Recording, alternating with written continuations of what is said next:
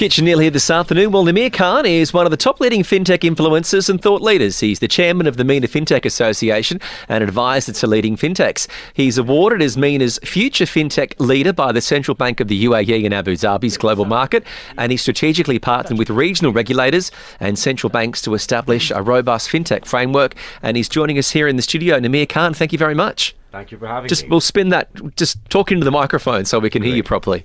Thank you for having me. Yeah, great. I guess one of the leaders here in the UAE, when it comes down to people that are looking to invest in property, we're always doing our best just to find the best investment. But how important is it also to look at sustainability when it comes to real estate investments? I think it's very important because if you look at it, everything that you see around you today is focused on sustainability, right? And I mean, now if the world is moving towards sustainability end to end, and real estate and property, I mean, in large construction and real estate is a very big contributor towards the global emissions as well, right? So if you are a responsible buyer of property, that will certainly create a certain demand for sustainable properties moving forward too. So I certainly believe that when you are looking to make your purchases when it comes to sustainability, when it comes to property, sustainability is a very important piece. And if you look at the other angle as well, now a lot of these houses that you see are more reliant on daylight, right? Small example is daylight, right? So you don't really have to use the artificial lightening, where you have to burn fossil fuels. So that really plays a critical role. This is a very interesting point that you made over here, that, most of the construction in the modern day, it's not just about, putting up concrete wall to wall. There is the concept of the French windows and glass paneling. Yeah. So that not just looks beautiful, but also adds in, like you said, the natural light element. And also when you have that natural light pouring through, you don't really need artificial lights. And that's not it, right? So if you're looking at leveraging the solar, I mean, you see a lot of these solar panels on many housing roofs. That plays a significant role too. So it really comes down to not just, and again, it's because we're discussing property and real estate, thanks to Jotun, the idea of, it's not about, do you see the importance more on the buyer or is it on the developer to look to being sustainable? I think developer as well. So both ways. It's a chicken and egg, right? So if the buyer starts demanding for such properties, then the developers would do it, right?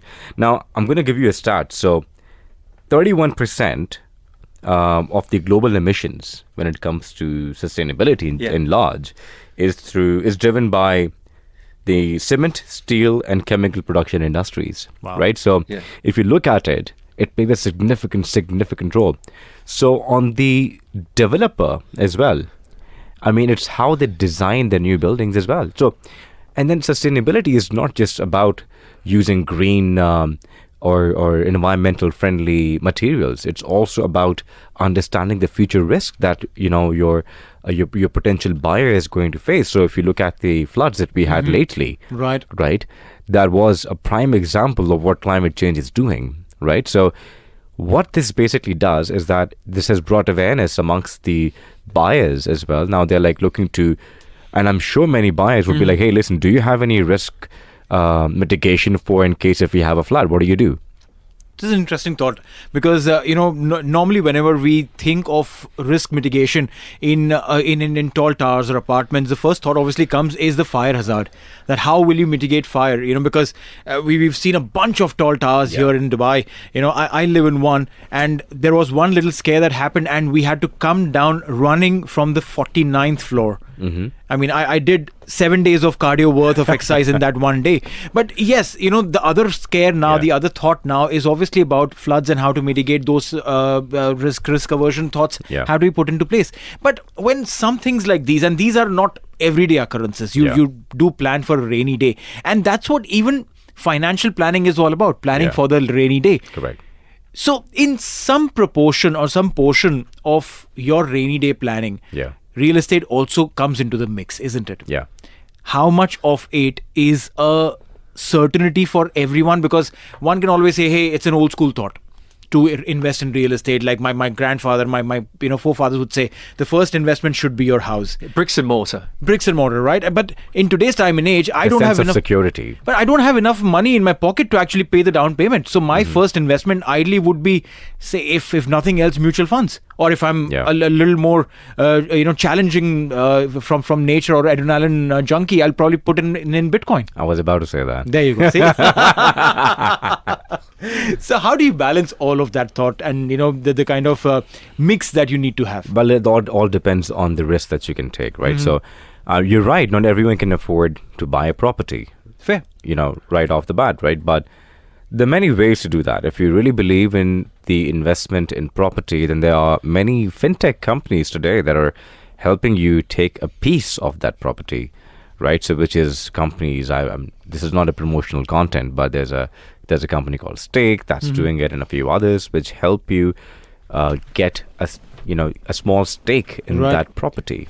So it's like you're owning a property, but not the entire property. So it's a piece of the pie. Piece of the pie. So if you really believe in that asset, one.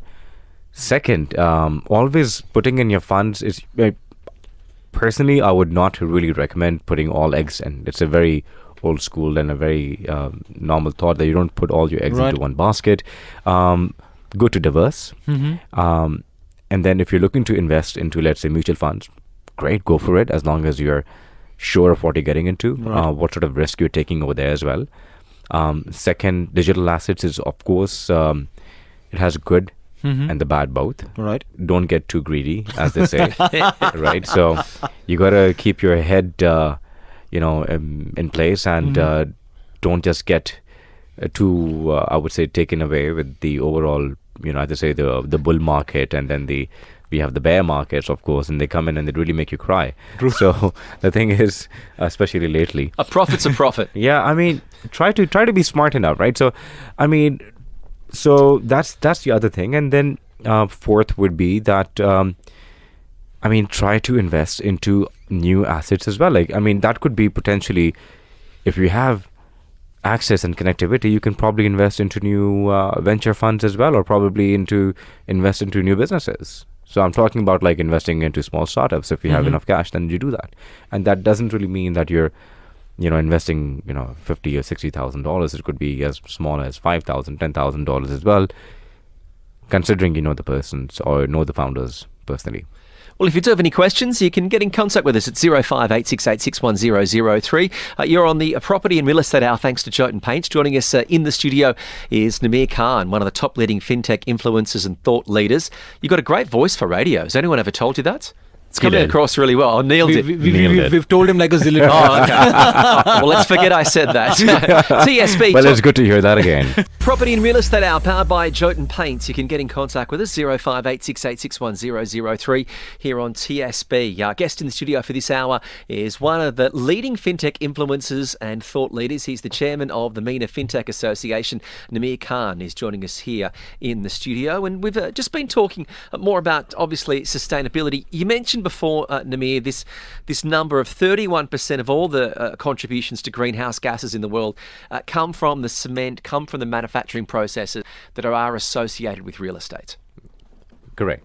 And so how therefore, if sort of roughly, a third of all the, if we're looking at investing, then we're obviously caught investing in real estate. We're obviously caught out because a third of all the greenhouse gases, are somewhat caused by this, by this construction.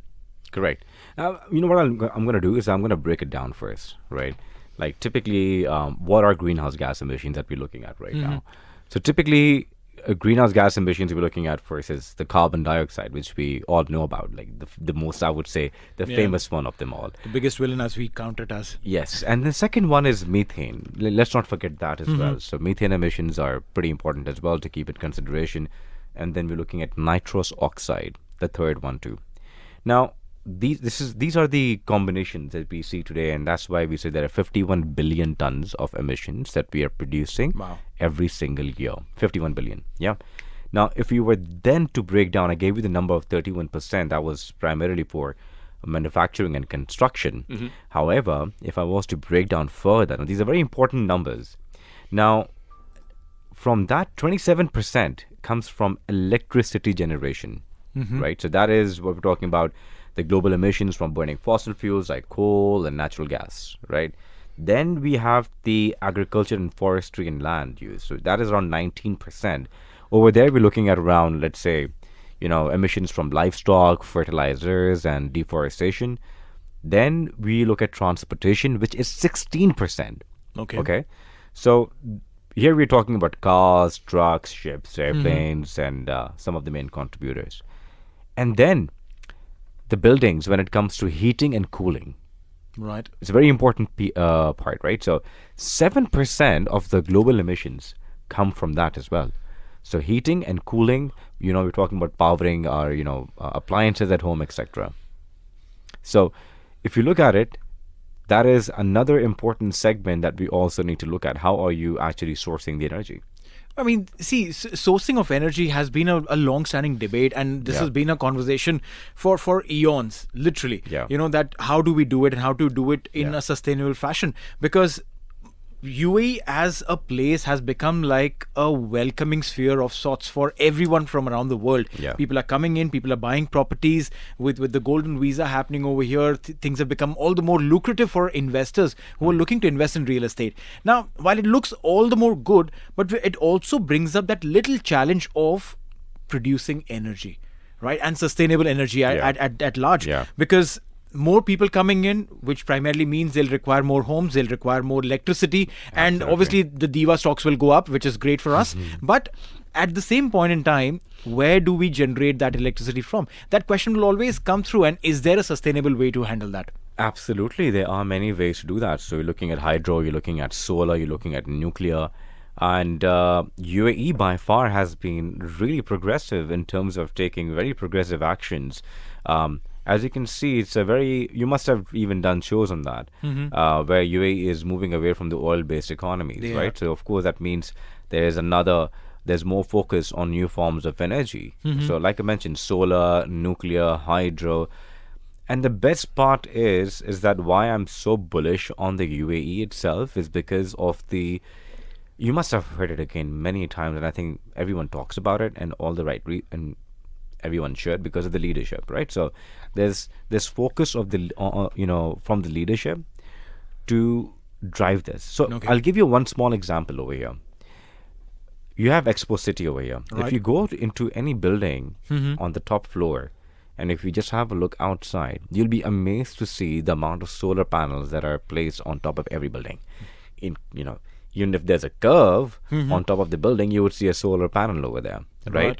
And from what I've heard, most of the energy that is being produced in Expo is through solar. So UAE has always tested, executed, and then made it successful. Right. And then of course we started off with a sustainable city as well. So if you go over there, you'll find a good example. It's a very small example, but you find more examples over there of how the entire the city has been made. It's impressive. I really like it.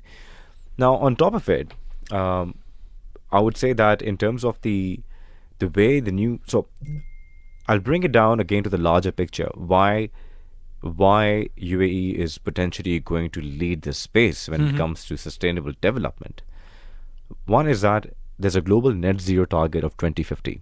Yeah, global target, which means every country has its own independent targets, right, in order to achieve the global target. UAE has its target for 2050 as well. Now under that, when a country has its own targets, which means every private and public sector is going to have its own targets as well, which is going to have for example, Ittihad, if I'm not wrong, had their net zero strategy for 2040, if I'm not wrong, right? I may be wrong here, but every company has its own. So it has a trickle-down effect on different players of the sector. And the same thing applies on the construction sector as well. Knowing that they have been a major contributor, of course, the construction sector would not want to be potentially under the, I would say, limelight that they are the ones that are producing the major emissions. What are they doing to eliminate it? That's fair. Right. So are they using efficient energy sources? Are they sourcing cement from are they investing into green cement? See, the thing is, you cannot expect the world to go green from tomorrow. Fair. You cannot switch it off. It's going to be a smooth transition. Right. Right? A transition involves, because to be very fair and to be very honest, let's not be too harsh on everyone. Oh, we have to become sustainable tomorrow. But do we have the enough supplies? Do we have enough green cement, reliable green cement? Do we have enough green steel already available in the market? Do you have enough suppliers for that? No, you don't. Right? So first is that you need to have more suppliers. And if you don't have suppliers, you invest into companies that are building those solutions. Right. Right? So these important developers would be then be playing a very critical role by investing into new companies who are building these solutions. And eventually, of course, that is going to lead to rise in demand potentially, Right. because there's enough supply. Fair point. So I certainly see when it comes to property, I'm very bullish on sustainable properties itself. Because I mean, not just because it's sustainable. Yeah. It makes absolute sense. It does, and like you mentioned that if there is a plan of 2050 net zero, then obviously it will trickle down to every single denominator that actually gets the whole number. The numbers that I gave you right now, so it's transportation, it's land, everything is going to be a part of it. No one's going to, everything you see around you, touch, feel, see, hear, is going to be impacted. Well, you're on the Property and Real Estate Hour thanks to Jotun Paints. Our guest for this hour in the studio, we're joined by Nameer Khan, who is one of the top leading fintech influencers.